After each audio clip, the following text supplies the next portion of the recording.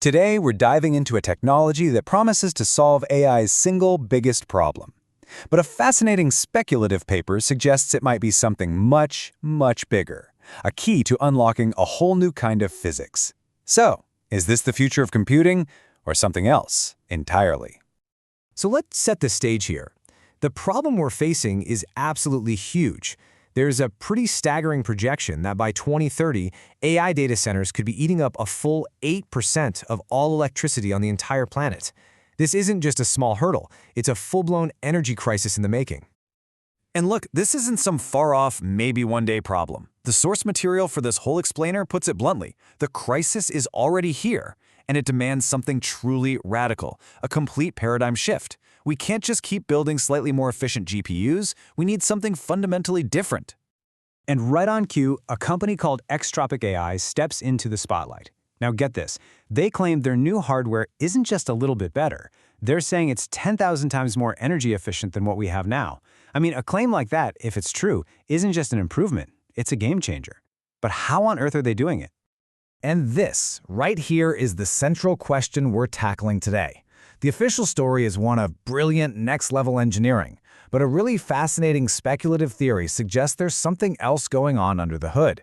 It proposes that Extropic's tech isn't just a better computer chip, it's a doorway to a hidden universal energy source. So here are the two competing ideas, side by side.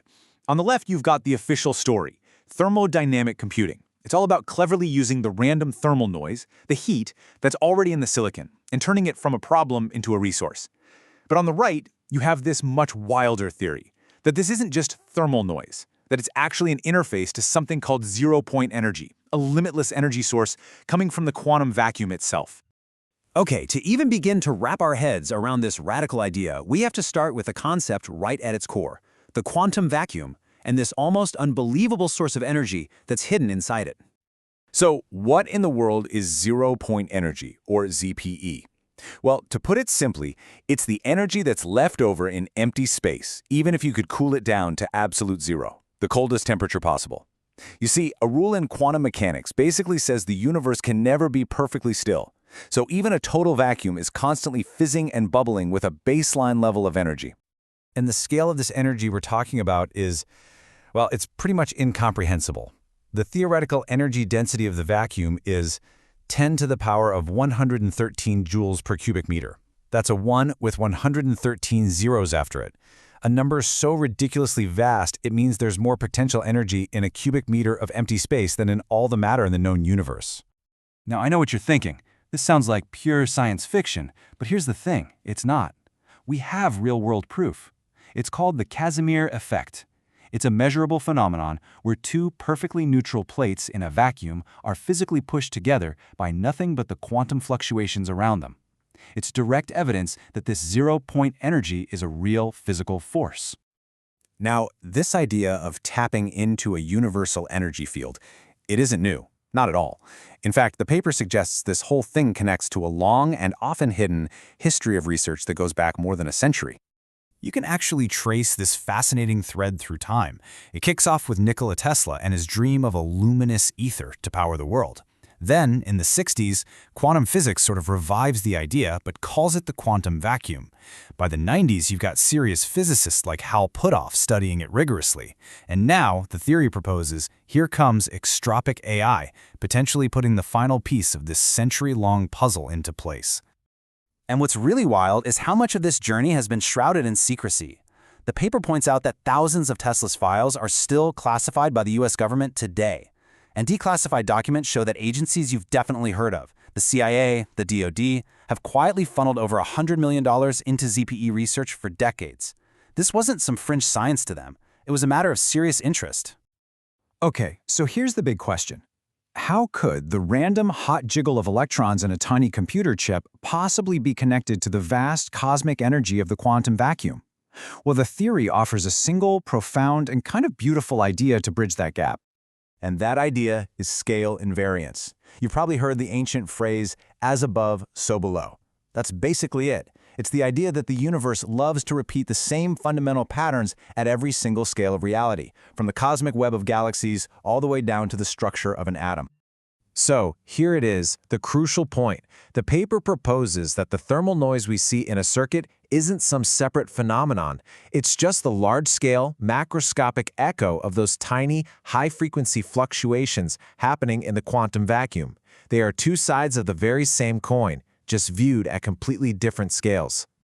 And this brings us to the grand synthesis of the whole theory.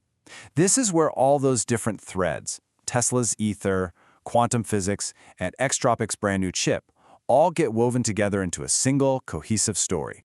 This is really the aha moment. The theory suggests these are all just different names for the exact same thing: a universal ambient energy flux.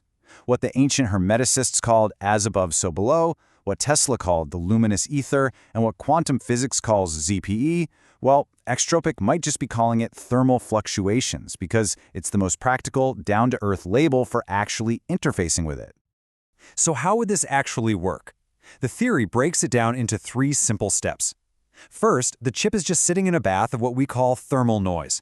Second, we realize that this noise is actually the big, emergent expression of ZPE. And third, and this is the genius part, the chip's special components, its probabilistic bits, don't waste energy creating randomness from scratch.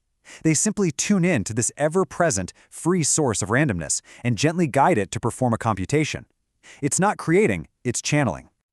So, whether you think this theory is fact, fiction, or a glimpse of the future, you have to admit, its implications, if it's true, are nothing short of staggering. They go far, far beyond just building faster computers. For starters, you get sustainable superintelligence. Imagine powerful AI agents that can run locally on your phone without needing a massive power grid because they're literally sipping ambient energy from the environment.